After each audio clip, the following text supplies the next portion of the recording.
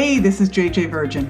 Welcome and thanks so much for joining me. This is Ask the Health Expert. Here I put the power of health in your hands and give you access to the top people in health and wellness. In each episode, I share safe ways to get healthy, lose weight, heal your gut, detox, and lots more. So if you want to get healthy and get off the dieting for life merry-go-round, I'll give you strategies that will help you look and feel better fast.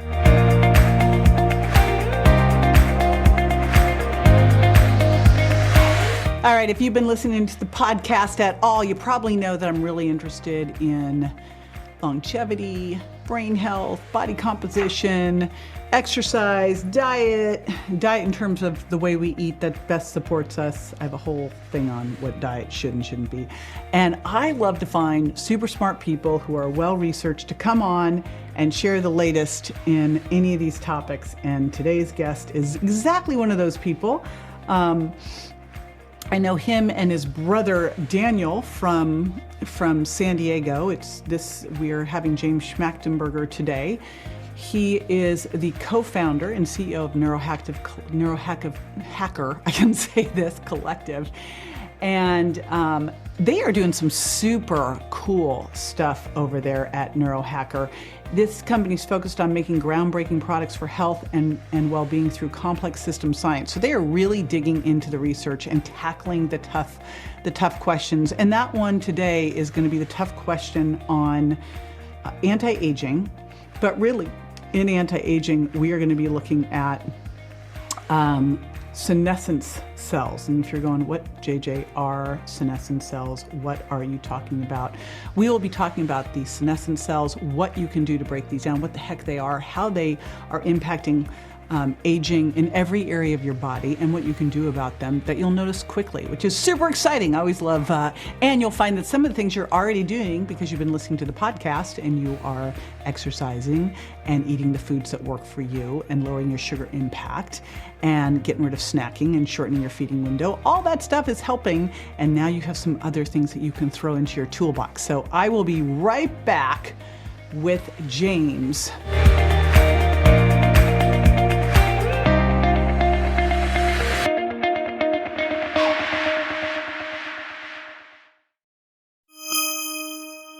All right, so I am here with one of the smartest human beings on the planet, and I'm super excited to be diving into longevity because I am all about anything right now that is going to make it so when I'm in my 80s and 90s and 100s, I'm like, running up and down the stairs. That's it. So I'm hoping, James, that you have some solutions here for us on how we can just kind of stay 30 for as long as possible. So what you got? Absolutely. Well, first, it's great to be here. Thank you for having me. And yeah, I'm excited to dive into. I know you look amazing for 80. Like you're definitely selling your stuff. All right. No, not quite 80 yet. But, yes, not quite. If you could see him, if you're watching this, you're knowing I'm full of it. Anyway, but we are diving into aging. Why are you so excited about this? What got you interested in this? Well, I guess aging as a whole, one of the key reasons that I'm excited about it is it's not just about slowing the aging process. The things that you do that would orient around slowing the aging process also just make health better across the board. And don't you find that with most stuff? It's like, okay, you want to have better blood sugar control. Look at all the other things it fixes, So right. It's good to know that that's the same here as well. And I kind of cut you off. What were you going to say in addition to that? Well, you're definitely right. Like pretty much anything you do for like one area of health is going to have, effects across everything and make you feel better. But then I think particularly in the anti-aging space, it's often even more so because you're working at pretty foundational levels, right? Like a lot of the stuff in and around anti-aging is like at the level of the cell. So when you make cells function better, everything functions better, right? And that I think is where it gets exciting because of course we all want to live to, much older than what is considered normal today, right? We want to be running stairs at 100, 120.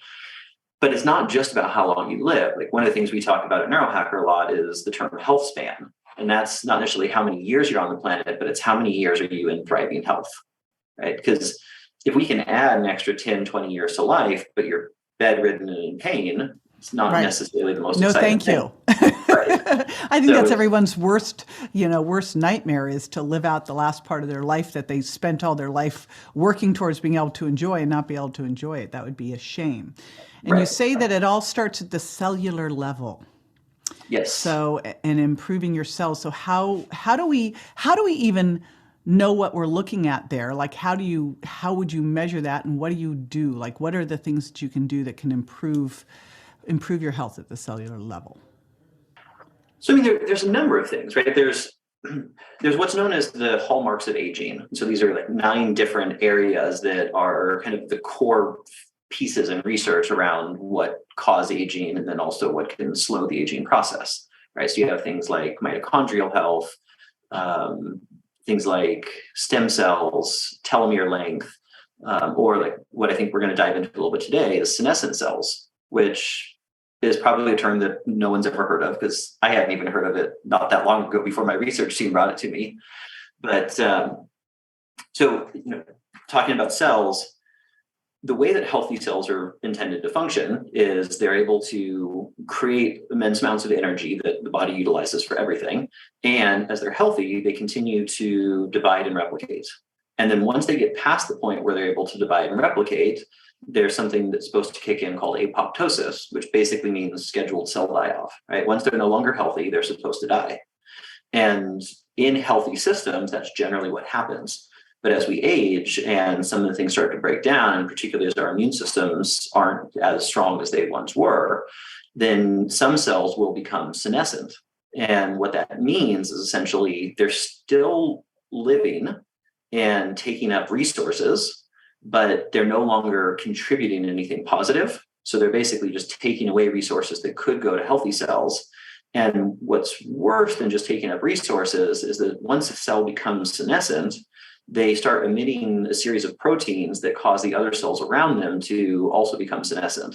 So it actually has this like rapid effect on increasing the aging process. That's terrible. Is there a way to measure that protein to know if that's going on and how much of it's going on? There is, but not super easily. So like a lot of the research that's been done on this, unfortunately, involves taking tissue samples. Right. And so a lot of the research has been done more in animal models than in humans, though, there has been quite a bit in humans. But, most people don't want to have like samples taken out of their body and measured all the time. So what has then kind of translated from that is being able to look at the core symptoms associated with senescent cell buildup and be able to see reductions in those symptoms. What are those symptoms? I mean, it can be very, quite varied, because every single type of tissue in our body can build up senescent cells. And so you've got senescent cells that are in skin tissue and fat tissue and muscle tissue and brain tissue. And each one is going to have different symptoms. But the thing that's been most heavily studied, because it is kind of the most direct correlation, is joint related health and pain. Right. We actually, we recently launched a senolytic product, right? Senolytic basically being the kinds of compounds that break down and kill off senescent cells. And when we were developing that product, we did a pilot study on it. And with that, we were testing joint health. And it was actually quite remarkable. I expected the results to be good, but not necessarily this good. What we found was after essentially 3 cycles with the product, where people take it 2 days and then take a month off, 2 days, take a month off. So after 3 cycles, we saw a 53% decrease in joint-related pain and discomfort, and a 51% decrease in the difficulty people had with doing regular activities. Okay, wait. It's only taking it 2 days and then a month off. Yeah. So this is where I think a lot of people that are starting to study senescence haven't maybe dove deep enough into the research, because what you see, there's not a lot out there. It's very much like the cutting edge of anti-aging medicine right now. But you do see a lot of places where people are taking certain senolytic compounds every single day. And though there can be benefit to it, the way that the research actually shows is that there's what's kind of commonly referred to as the hit and run technique. That with cellular senescence, you want to provide a very high dose of the things that are needed to be able to kill off senescent cells, but you do it for a short period of time, and then you give the body a break, and then you come back to it. And that actually is much more efficient, both in terms of the amount of cells that get killed off, but also how much energy it takes away from the body. Nice. It's almost like doing a deep detox where you detox, then you replenish, then you detox. So would combining that with doing some, fasting for autophagy, would that be like a 1-2 punch? Would that help?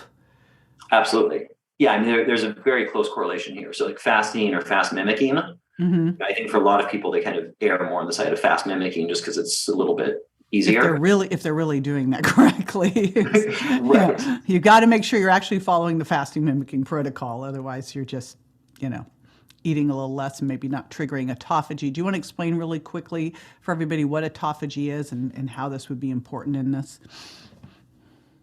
Yeah. I mean, so autophagy, like the actual translation of it basically means self-eating, right? And so it's the body's ability to essentially dissolve or eat away compounds that are building up in cells that are going to speed up the aging process. And there's a number of things that trigger autophagy, and like the core things from a lifestyle perspective are certain aspects of diet, exercise, and particularly fasting. Right. And so that's where there's been, this last few years, this kind of huge surge in, why am I forgetting the term? Intermittent fasting. Because actually fasting for most people is pretty hard, but being able to do intermittent fasting where you're only kind of fasting for relatively short periods and you're still getting regular food is something that's relatively doable, but that triggers autophagy, which slows down the aging process, makes muscles work better, all kinds of positive things. Now, there's also a close correlation between senolytics and autophagy, right? Like most of the compounds that we use in our senolytic product have also been studied to increase autophagy. So even though the focus here is on being able to clear out senescent cells, it's not the only thing that's happening. It's actually triggering a number of different mechanisms that are all going to have positive effect. Very cool. So you could combine the two and be even more powerful, it sounds like. And what is in this senolytic formula? Like, what are the things that help do this? Yeah, that's a really good question.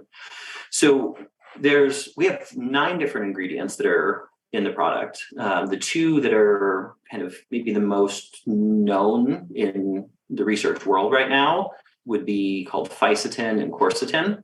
And these have both been studied very extensively for being able to kill off senescent cells. But we have quite a bit more than that because, again, where a lot of the very cutting edge research is showing is that, like I mentioned earlier, there's senescent cells that build up in all the different kinds of tissues, and each different kind of compound tends to target senescent cells in different kinds of tissues. So where some of the products on the market maybe only have fisetin or only have quercetin or might even have both, that means that you're getting the ability to break down senescent cells in certain tissues, but not necessarily across the entire body. And our orientation, I would assume, wouldn't you, like, if you're aging in one area, it's probably not your body's going, we're just going to age in your fat cells. It's the only thing aging. Like that, that doesn't make any sense, right? It would be, across the different areas of your bodies, from your mitochondria to your brain to your fat to your, right? Everything. And this is where I think a lot of times kind of the product development process loses sight of the way that the body actually works, right? We're a very complex integrated system. If something is going wrong in one area, it's not isolated to that area, unless maybe you're talking about like an acute trauma. But generally with overall health, if there's something causing challenges in fat cells, for instance, it's certainly not going to be isolated there. It's going to have effects everywhere. And so, the approach of just trying to kill off senescent cells in certain areas still beneficial, and it probably would have some like positive cascading effects. But ultimately, if you can be able to address the whole system, you're going to have far better results. And that's really at Neurohacker, like that's our core orientation. We're kind of the thing that we're most known for was pioneering the use of complex system science applied to the human body. And with that, the orientation and the intent is to not look at health in this like really narrow, isolated kind of way, but to actually understand how does the entire system work and what is the interface between all the different systems, right? So if you're thinking about brain health, for instance, you can't just think about that in isolation because so many of the neurotransmitters are produced in the gut. So if you don't factor the gut, you're still missing out, right? And like everything has these kinds of deep tie-ins because we are one integrated system. So our approach has always been do all of the research necessary, however much time and energy that takes, to really understand the whole system and understand how the body is designed to optimally function, and then be able to create products that support that optimal function and don't just address one or two particular biomarkers. So I know you've been looking at a lot of the research, and I want to get into some more of this. I'm going to take a short break, so hang with me and we'll be right back.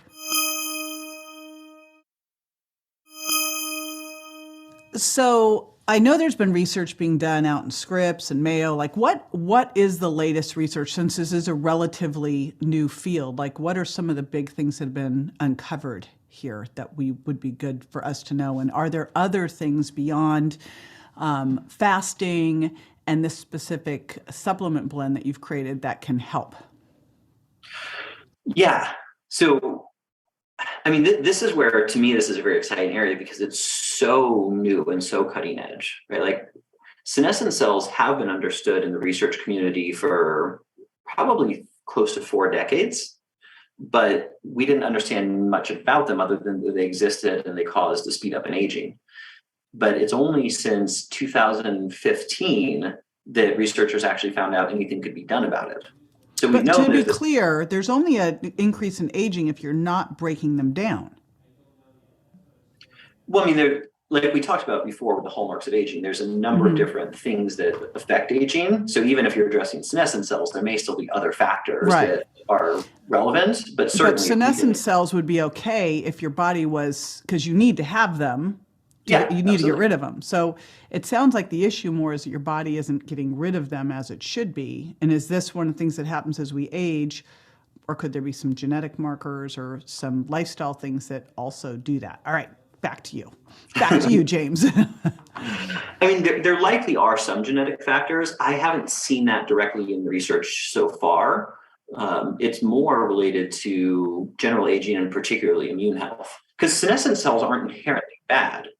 They're bad when they last for a long period of time. Because there's also what's known as transient senescent cells, where, like, for instance, if you do a really hard workout, your body will actually produce quite a bit of senescent cells, but then within very short order, they die off and get cleared out. And it's actually part of the process of speeding up that cell die-off that's supposed to happen. But the problem comes that senescent cells can break down a few different ways, but the key thing is that the immune system goes after them and attacks them. But when the immune system isn't working as well, where you start to get what should be these transient senescent cells, they aren't transient, they just live in your body for a long time. And that's where it becomes an issue because, like we talked about, they end up turning the other cells around them into senescent cells. And this is like the speed up in the aging process. So the key thing is you do want to be able to get rid of them. And what the research shows is you don't actually have to get rid of all of them. You have to get rid of about 70 to 80%. And then even though these proteins are still being emitted, it's in a small enough amount that the body can totally handle it.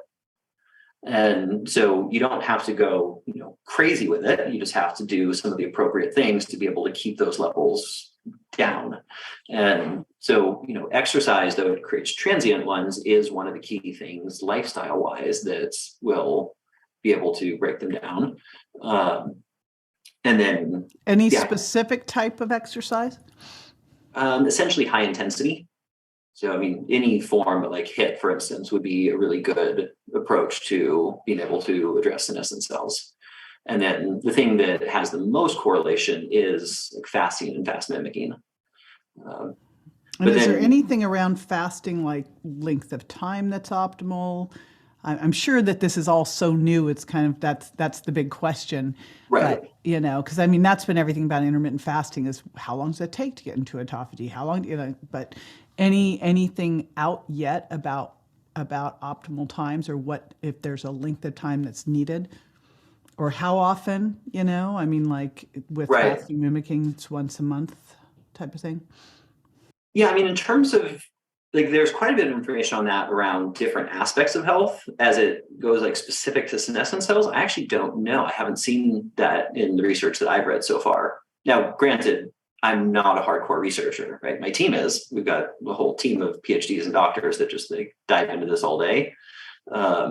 I tend to kind of study things at a high level. I was like, bless those people. Just give me the give me the key points. Exactly. What do I need to put into practice here? That's what I'm always looking for.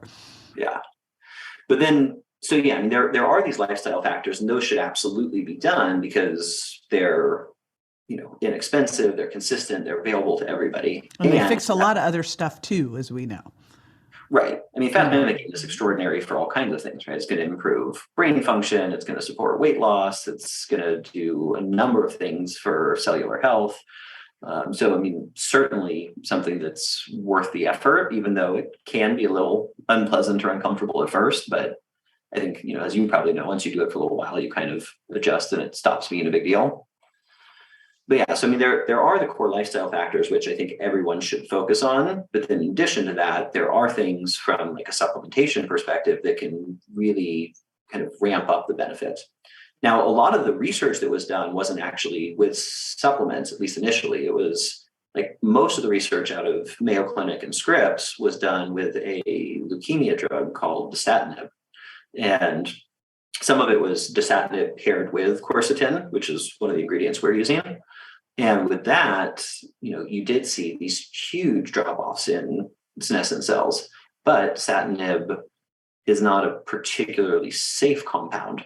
And so though it can have certain benefits, it also causes a lot of other challenges. And so that's where the research then started to advance, say, well, what other compounds can be able to have the same kind of effect, but without the associated downsides? Well, did they compare the drug plus quercetin and just quercetin, all three?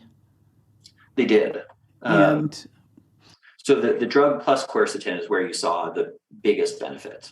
And it makes sense because, again, what we have seen from the research is different kinds of tissues having senescent cells, and each compound kind of affecting them differently.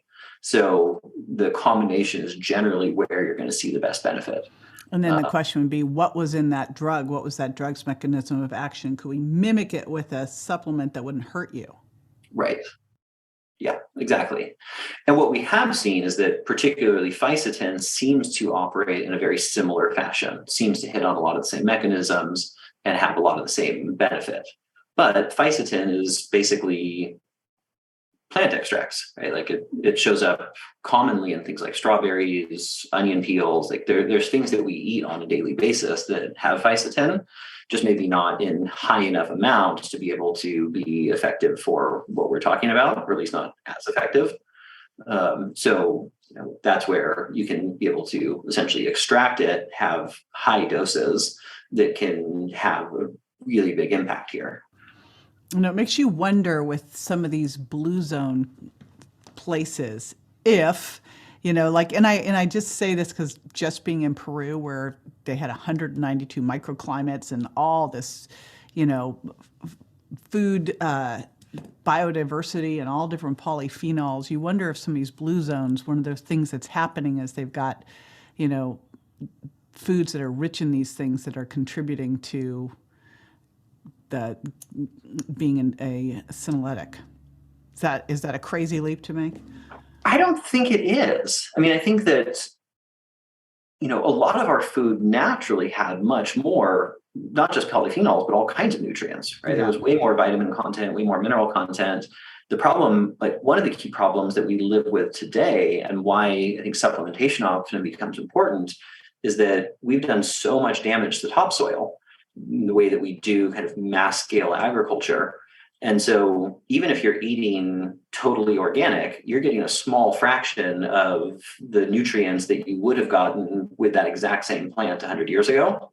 And then not only do you have topsoil depletion, then you have the fact that a lot of produce has been hybridized like crazy, and that And hybridization, transported, right? you know, A lot of it's and not even then, remotely fresh, right? Sometimes right. it's So taken all the way across the world before it gets to your door. I know it's like local, seasonal, organic, everybody, local, seasonal, organic. But the other piece of it, like we shouldn't be having cherries in February Right. unless they were frozen in July. But you look at that and then you combine it with, and again, it was just fascinating to be at Machu Picchu and see those gardening terraces and go, oh, oh, what a big difference this is.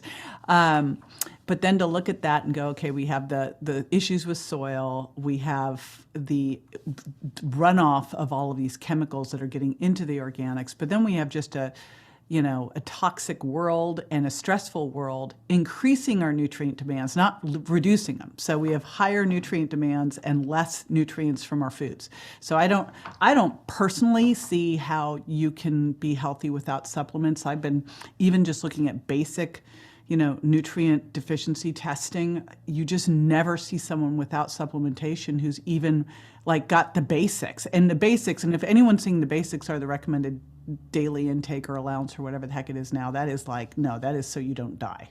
Right. Yeah, I mean, the FDA recommended amounts of like most of the common vitamins and minerals are actually insanely low.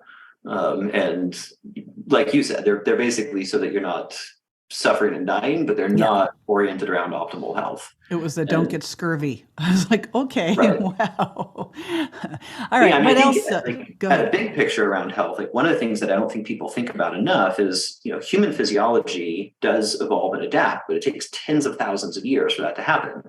And in the last 200 years since the Industrial Revolution, our entire world has changed. And so our physiology hasn't been able to catch up to the world that we live in. So, we're exposed to so many more toxins and stressors and time pressure and all kinds of things that we're not actually naturally designed for. Right. Well, look at the last 30 years. I mean, just look at what's happened from computers and phones and, Pop-Tarts. Right. We're getting insane amounts of sugar, fats, all things that you're supposed to have some of in your diet, but you do not need to have sugar in your diet. Not refined sugar, for sure. I mean, you don't even have to have sugar from fruit in your diet. You can live without it. Just just won't be as much fun. But okay, what else came out of those? Any other big hallmark stuff from what's been being researched out there?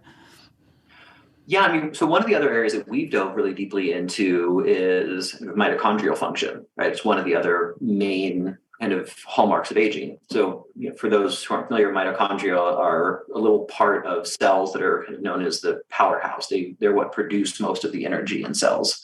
And again, with aging, mitochondria start to break down. You get less of them, you get less functionality out of the ones that are there. And there's a bunch of different things that affect mitochondria, right? Terms that people have probably heard, like BDNF, ATP, NAD, right? So we developed another product called Quality of Life, which focuses on mitochondrial health.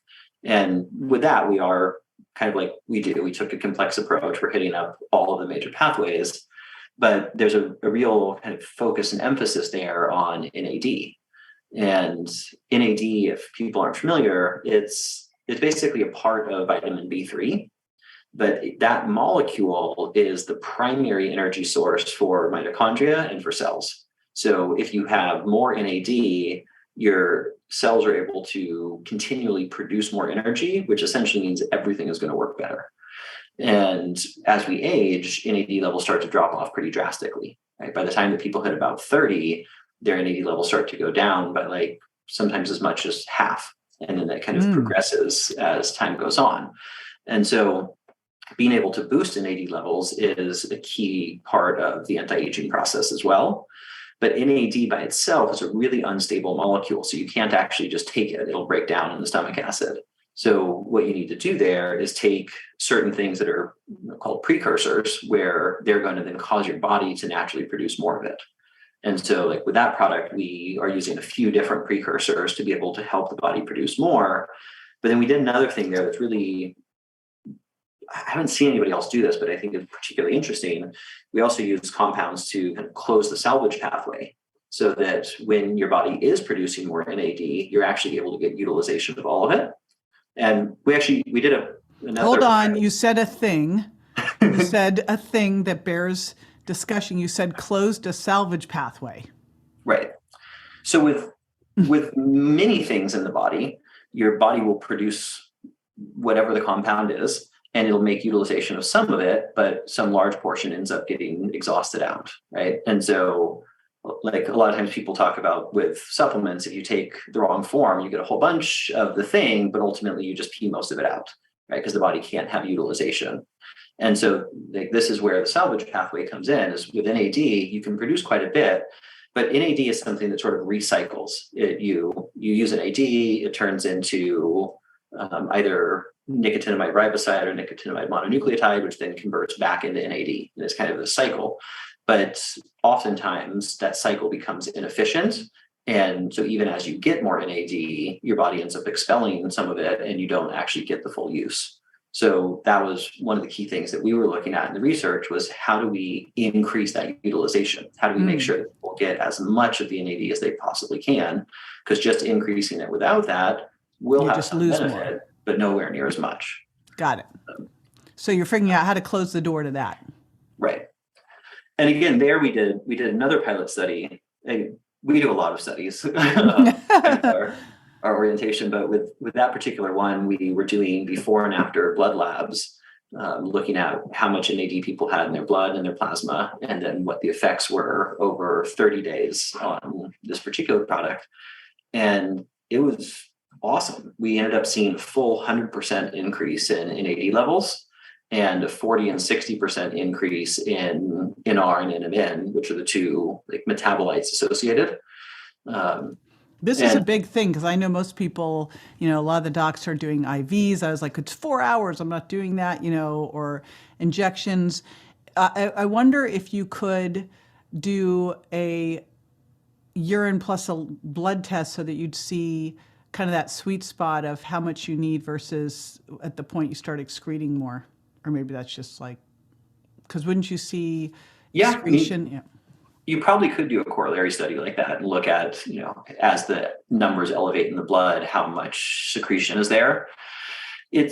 I don't know if that's actually even doable yet. Like when we did our study, we actually had to work with the research organization to kind of help refine how to test levels, because this is also a pretty new area. So, it's not like just going and getting a simple blood test for checking vitamin levels, which is something that's been, done for a long time, and we know exactly how to do it. The ability to even effectively test NAD levels has only existed for a couple of years. And so I haven't seen anything yet that in terms of being able to actually test how much is being excreted in the urine. I imagine that will be something that will start to I was going to say, the supplement companies don't want that to come out. And so someone taking this then, because again, you talked about with your other study being able to see this marked increase in reduction in joint pain, and that's massive, like 50%, I'm listening to that going, a 50% reduction in joint pain, any pharmaceutical company would jump all over, right? So, the ultimate thing with any of this is what does a person notice from it? And I would imagine here that it would be something in the energy, daily energy they'd be noticing. Yeah. So like when you get your mitochondria working better, particularly like if you get your NAD levels up, there's a kind of everything starts to benefit, but the key things that people tend to notice is more total energy, usually a pretty meaningful improvement in recovery time. So like when you do a hard exercise, how quickly you bounce back from it, or if you do get an injury, how quickly does that heal? And then pretty noticeable changes in brain function. As you have more energy and as cells are being able to continually drive more energy, you start to have a lot more clarity of thinking, more of presence, faster processing speed, all these kinds of things. So those are like the core areas that people notice. And amazingly, they noticed them pretty quickly. Like with a number of our products, we design them to be something that people can feel right away, right? Like particularly our cognitive products are designed to be able to be felt the first day you take them. When we were doing the NAD research, we weren't even doing it with the idea that it was something that people would notice right away. This was more of like a long-term health approach. Mm-hmm. So I was actually kind of surprised and obviously delighted to see that almost everyone within about 2 weeks started noticing more energy, better recovery time, better cognitive function. And like that was consistent feedback we got across almost all customers.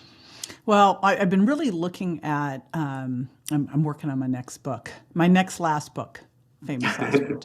And so I'm really looking at aging and muscle. And it's funny, I feel like I'm coming back to where I started, because when I first started and I was starting in weight loss and everyone was telling you had to do cardio. And I'm like, I think you need to lift weights, man. That's going to make the bigger difference. We got to focus on muscle. And now I'm back. We got to focus on muscle. But, and I've been listening to a lot of Dr. Peter Attia's podcast where he's like, you got to lay down the muscle in your 20s and 30s and 40s so that you in your 50s. But a lot of that would be because one of the first things I started to notice in my 50s that I was able to turn around with some hormone replacement was like I could not recover like I used to. And I'm like, what is that? Right? So just the ability to be able to recover is huge, huge, which you might not think about if you're listening to this in your 30s. You're like, I don't know what you're talking about. And trust me, you will later. Right. Or not if you're using this, right? I remember some of the things I said when I was in like my late teens and 20s about how I would never have those symptoms of aging. Yeah. And I was like, oh, blah, blah, blah. Just not how that works. Yeah. And that, I think that's one of the challenges that makes this so exciting is for a lot of this stuff, when you're listening to these podcasts, it's like, well, you better do this in your 20s, 30s, 40s, because otherwise you're going to be screwed in your 60s and 70s. I'm like, well, what about the 60s and 70s people listening to this? Like, right. That's not very comforting. Like, and the answer is it's always great to start at any age, but if there are those things that can help you, recover faster, do more, have more energy, holy smokes, that is huge. Yeah, obviously the sooner you start these things, the better, right? Because you're having better health all throughout the process, but you're drastically slowing down the aging process. And so like that's going to have phenomenal effects.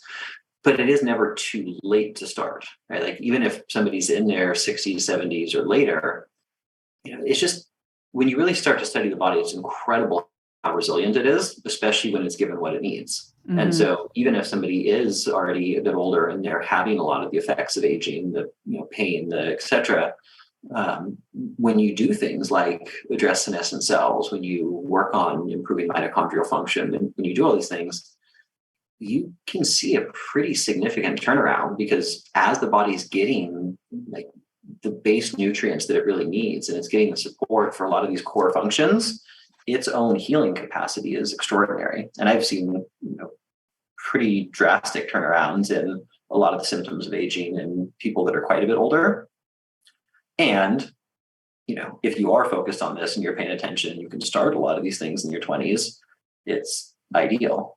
Like even for me, it was maybe a year or so ago, there was a bunch of like anti-aging things I was wanting to do. And I'm like, God, they're so expensive. Should I actually spend that money? It's like, hold on. As I thought about it more, I'm like, that is the silliest thing for me to think. Like, I'm fortunate that I can afford a lot of the things. And if I do them now, I can not have a lot of the damage occur versus waiting till it occurs and then trying to reverse it, which is always harder. Still largely doable, but much harder.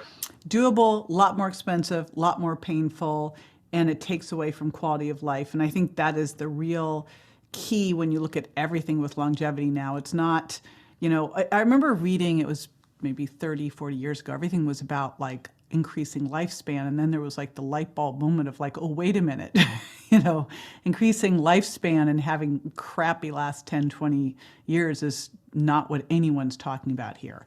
So the fact that you have things that can make you, because that's what I've been really looking at is I have a mom. I wish my mom was my biological mom. She is my adopted mom, and she's like 93 and, lives in a 2-story house on her own, golfs.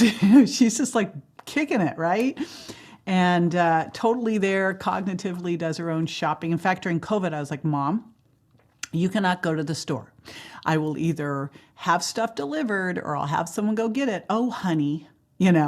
She was so frustrated with me, and I'm like, I'm sorry, but forget it. You're not doing it.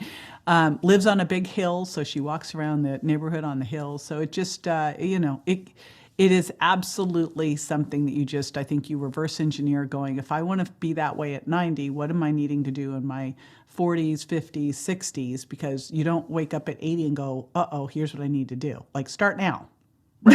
Right. And it sounds like you start now and you're going to be reaping benefits right away anyway. So who doesn't want more energy? Oh, and to recover faster and not have pain, right? I mean, I've noticed, like, when I started doing the Senescent product, for instance, within a few weeks, I started noticing a change in recovery time. Because, I like to do relatively extreme sports kind of things. Like, I'm way too addicted to paintball, for instance. And and that's hilarious. Painful sport. Yeah, not only it can be are you a really painful and sport. Jumping, so your knees are feeling it. But if you do get shot, then there's bruising. And I definitely noticed a very clear change in how quickly those things were repairing. So, like, this is very exciting. I've been lifting really heavy weights, and I'm like, this game on. I think you guys sent me some stuff, and it's in my pantry is just literally a supplement pantry. I'll be honest. It's like, I'm sure you can relate. Going, okay, I was waiting to talk to you to find out what to do with everything. So I'm like running down after this to try it, and I'll report back in, because I'm a great guinea pig, because I do one thing at a time and really monitor it and see what's going on. So let me know what you have there, because with the senolytic, you'll get some benefits right off the bat. But where we did our research was 3 cycles. Mm-hmm. And I've definitely noticed, like, for myself, as I've done it longer, the benefits are cumulative. So if you don't have enough for at least 3 cycles, I will shout at you on all of this stuff. So I think the big takeaways for everybody, and honestly, here's the thing, James, the more you dig into the research, I haven't once heard, that exercise, that's going to hurt you. It's like every single thing you look at, you go, man. So I always like to start with exercise and diet, because I think it's ridiculous to, sit on the couch and eat a crappy inflammatory diet and think that things are going to save you. They're not. But when you put the exercise in with the right eating, which if you're listening to this podcast, you know what those are, and then you put this on top, holy smokes, it's not 1 + 1 + 1 = 3 here. Like, it's massively exponential. So I'm really excited about this. I know you have something special for our listeners too. So I'm going to put that I'm trying to think of what the easiest spelling is going to be. I think I'll do jjvirgin.com/neurohacker, NEUROHACKER, neurohacker. And they are going to get a discount coupon, correct, to try these amazing things? Absolutely. Yeah, cool. So we've put together a coupon code. It's JJ Podcast, so pretty easy to remember. And if anyone uses that coupon code, it'll give them 15% off on any of the products. But today, obviously, the focus is on anti-aging with senolytic and with quality of life.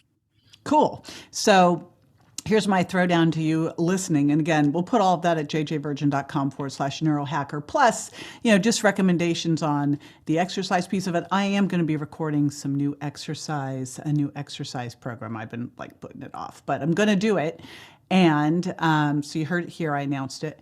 And putting that together with some of our intermittent fasting protocols that we have in our programs with these, I would love to hear what happens with you. So I'd love to hear that on my Instagram at jj.virgin. And James, thank you so much for doing all the research for us, or having your team do it, rather. Yeah, the credit really goes to the team. So I love doing podcasts, because I can bring smart people on who can give me what's the latest and greatest, and then I can just put it into what are we going to do with all this information. So you were absolutely a delight, and I appreciate everything that you guys are doing over there at Neurohacker. Thank you. Yeah, thank you for having me. This was great. I'm glad we got a chance to have this talk today and get to hopefully share some useful information about slowing the aging process. It's useful information if you guys do it. So again, jjvirgin.com/neurohacker, and I will see you next time.